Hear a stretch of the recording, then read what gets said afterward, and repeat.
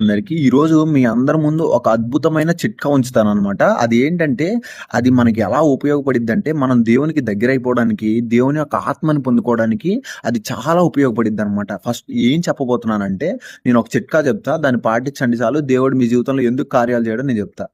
ఏంటంటే ఫస్ట్‌ది నేను చెప్పబోయేది ఏంటి అంటే, ప్రతిరోజు సాధన దేవునిలో ఎదుగుదల అనే విషయాన్ని గురించి నేను మాట్లాడబోతున్నా. ప్రతిరోజు సాధన.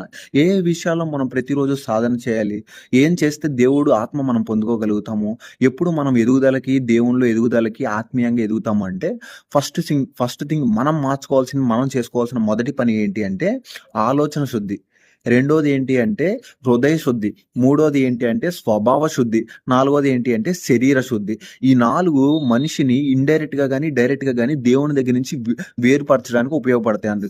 సాతాను ఉపయోగించే కార్యాలవి. ఏంటంటే మొదటిది మనిషిని తన స్వభావంలో తనకే తెలియకుండా జరిగే దేవునికి వ్యతిరేక పని. తన స్వభావంలో తనకే తెలియనటువంటి, తనయే గ్రహించుకోలేనటువంటి, మనిషి గ్రహించుకోలేనటువంటి కొన్ని పాపం అనేది మానవ స్వభావంలో ఉన్నది. మన స్వభావంలో ఏంటది పాపము, దేవునికి వ్యతిరేకమైన విషయం ఉన్నదో మనం గ్రహించుకోవాలి. దాన్ని శుద్ధి చేసుకోవాలి. రెండో విషయం ఏంటంటే హృదయ శుద్ధి. అది చాలా ముఖ్యమైనది. హృదయంలోంచి అనేకమైన ఘోరమైన విషయాలు బయలుదేరుతాయని మన వాక్యాలు నేర్పిస్తున్నాయి గదా! ఏంటో గ్రహించుకొని వాటి నుంచి హృదయ శుద్ధి చేసుకోవాలి. మూడోది ఏంటంటే ఆలోచన శుద్ధి.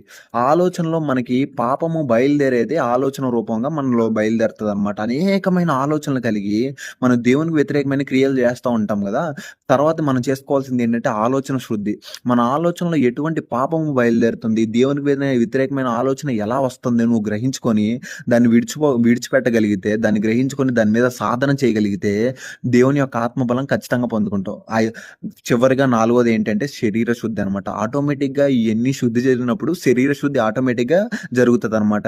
ఎప్పుడైతే నువ్వు శరీరాన్ని దేనితో పోల్చారు భక్తులు అంటే ఆలయంగా పోల్చారు. పరిశుద్ధమైన ఆలయం. మనం అలా కాపాడుకోవాలి మన శరీరాన్ని.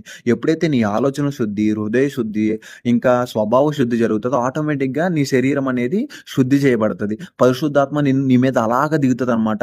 నువ్వు ఏ అయితే విషయాలు బట్టి దేవునికి మొరపెట్టుకుంటావో అయన్నీ నెరవేర్చబడతాయి. ఆశీర్వాదాలు అందుకుంటారనమాట దేవుని దగ్గర నుంచి.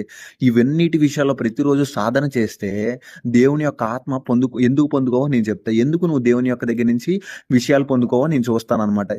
ఇక నుంచి ప్రతిరోజు మీరేం చేయాలి? సాధన చేయాలి. ప్రతిరోజు ఈ 4 విషయాలు బట్టి సాధన చేయండి, ప్రార్థన చేయండి. దేవుడు మీకు ఎందుకు ఆశీర్వాదాలు